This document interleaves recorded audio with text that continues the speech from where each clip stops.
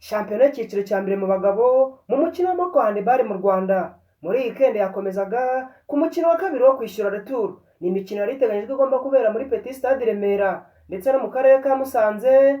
Twinjire mu kibuga rero kuri uwa gatandatu imikino yabereye muri Petit Stade, imikino agomba gutangira isaa 4 zuzuye. Umukino wa mbere wahuje Ecole Secondaire de Kigoma ndetse n'ikipe ya Tabagwe, aho byaje kurangira iminota 60 rero Tabagwe itsinze ibitego 33 kuri 26 bya Ecole Secondaire de Kigoma.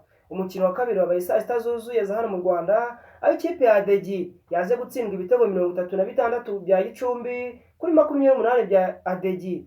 Umukino wa gatatu waje kuba saa 8, ikipe ya Musanze yihereye ikipe ya Tabagwe itsinda ibitego 35 kuri 29.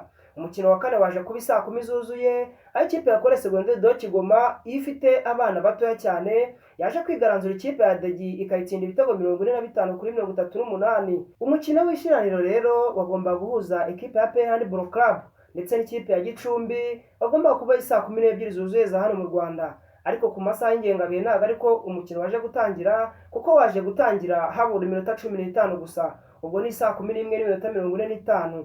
Izo kipe zombi zatangiye igice cya mbere ubona ko ikipe zombi ziri mu ngamba zo gukina umukino, ariko mu gice cya mbere cyagiye kurangira ekipe ya APR Handball Club ifite ibitego 22 kuri 7 bya Gicumbi.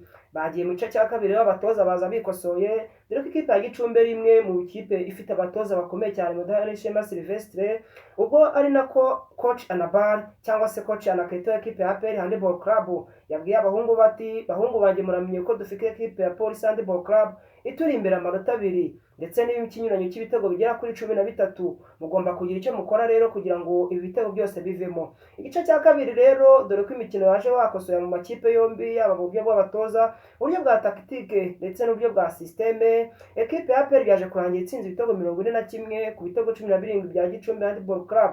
APR Handball Club yaje gutora umukinnyi witwaye neza mu mukino cyangwa se man of the match, aho yaje kuba umukinnyi witwa Morgan. APR Handball Club rero yaje kuba ikipe ya mbere hano mu Rwanda ishoboye gukora agahigo gutanga ibihembo birenze 3 cyangwa kimwe ku mukinnyi witwaye neza. Shampiyona ubwo yakomezaga rero ku cyumweru mu karere ka Musanze rero haje kubera umukino w'ishiraniro, aho ikipe ya Police Handball Club yari yasuye ikipe ya Musanze Handball Club. Uyu mukino rero waje gutangira isaa 7 zuzuye. Uyu ni umukino waje kurangira igice cya mbere Police Handball Club yari ifite ibitego 23 ku bitego 8 bya Musanze. Abakinnyi bagiye kuruhuka rero, abatoza bagaruka bahinduye ingamba mu buryo bwa systeme ndetse na tactique. Dore ko ikipe ya Polisi yatsinze ibitego 46 kuri 29 bya Musanze Handball Club, niko iminota 30 yaje kurangira. Abatoza rero ku mpande zombi bishimiye uyu mukino, batangaza ko n'umukino wagenze neza. Kugeza ubu ngubu muri shampiyona handball y'u Rwanda, ekipe ya Police Handball Club ikomeje kuzijya imbere ndetse no kuzanikira, dore ko ifitemo ikinyuranyo cy'amanota 2 hagati y'ikipe ya Mukeba. Ariko dore ko bafite umukino wa retour uzabahuza, ariyo kintu kizagaragaza uzatwara shampiyona. Kugeza ubu ngubu rero abakinnyi bose n'aba batoza barimo barakubita agatoki kandi bavuga ngo iyi shampiyona izagenda gute. Ku gicamunsi rero cy'iyi mikino, imikino yose yabayaga muri Petit Stade aba yabaye mu buryo bw'abayobozi muri Ferwahand ndetse n'abatoza b'amakipe bose bagize amahirwe yo kureba match zahuzaga ibigo bya segonderi, yaba ikipe ya Ecole Secondaire de Kigoma yatsindaga ikipe ya Adegi isuzuguye cyane ikayishyiramo ikinyuranyo cy'ibitego 8. Abayobozi bose batangajwe n'ikipe ya Ecole Secondaire de Kigoma uburyo itojeje mu buryo bwa systeme ndetse na tactique. Nyuma y'iyi mikino rero yaberaga muri Petit Stade, umutoza Mudaharishema Sylvestre utoza ikipe ya Ecole Secondaire de Kigoma yagize icyo atangaza nyuma y'umukino wabahuje na ikipe ya Adegi. Yaravuze ati, Adegi ni ikipe yari imaze iminsi dutsinda, ariko mbere twarayitsindaga, biza kuba ngombwa ko tubutakaje abakinnyi bacu bakomeye rero, ariko ubu ngubu turimo turaforoma abana ko babonye ko bari gutanga icyizere. Ni nababwiye ko mu bintu bya mbere bituraje ishinga ari uko bagomba gutsinda ekipe ya Adegi bakayitsinda ibitego byinshi cyane, ari naho hari umukinnyi waje kuba man of the match murumuna wa Emi cyangwa bajetiri, umwana bita Muhire muto cyane. Nyuma yo gutsinda ikipe ya Adegi ibitego 45 ku bitego 38, yagize icyo atangaza mu magambo arambuye. Yavuze ati, twebwe twishimiye itsinzi, nta kindi tuyikesha, tubikesha abatoza bacu yaba Mudaharishema Sylvestre ndetse na coach Mab ndetse na Celeste. Aba ni abatoza twiyumvamo cyane kandi dufatikanye ubuzima bwacu bwa buri munsi. Iki cyegeranyo rero wakigezagaho nanjye CTU ikiganiro no butaha.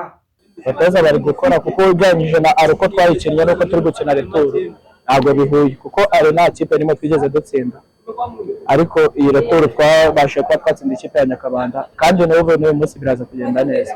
Mu by'ukuri ntabwo navuga ko dufite amikoro make, ariko nanone ntabwo ari ya mikoro ahagije ku buryo umukinnyi yitabwaho mu buzima bwa buri munsi. Ubwo ndavuga ku kijyanye n'imyitozo, ku kijyanye n'uburyo bwa recuperation, ku kijyanye na teamwork mood ya equipe nk'abantu baba hamwe biragoye. Niyo mpamvu kenshi usanga dukina n'ikipe ikunze kuba iri hamwe nk'abanyeshuri urumva baba mu kigo kimwe, dukunze kugorwa n'amace cyane mu itangira ryayo.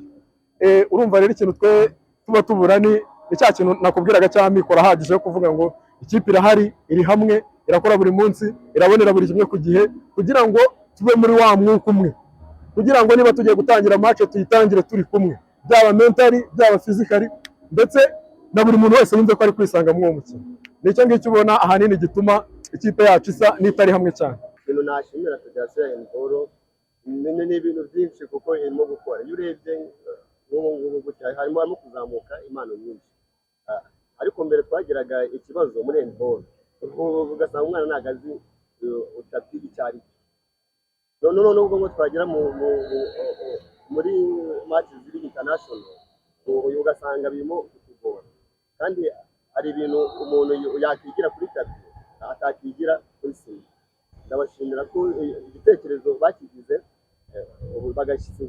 bagasetinga ibintu byabo, bakavuga ko imikino yose igomba kubera ahantu hamwe muri gymnase irimo na tapi. Ibyo ngibyo bigafasha umukinnyi kumenyera gukinira ahantu hafunze. Ndabashimira ko kabisa baba banatwitayeho mu mukino cyose. Icyo nabashimira. Oya nari rarenga kuko still naho ubungubu turacyari mu makipe ane. Ubungubu ari urutonde rugiye turacyari mu makipe ane, natwebwe bibaho kuruzinga match kandi nandi bandi wangaye nabo byashobora kuba baziruzinga, nta kibazo dufite. Naho icyo nasaba abayobozi bagumye batwiteho nkuko bari kutwitaho ngo ukuntu bimeze, gumye twiteho kabisa. Urakoze cyane Captain Donat. Abakinnyi barimo bashyashya ngiye mfite icyizere ko mu minsi iri imbere turaba turi equipe ikomeye, kubera ko ubwo tugiye gukora cyane tumenyeranye, ibyahise tubyirengagize, ubu bisa nkaho tugiye gutangira bundi bushyashya. Yes. Mumaze kumva ikiganiro rero, mumaze kumva amwe mu mateka yaranze iyi mikino yo muri weekend.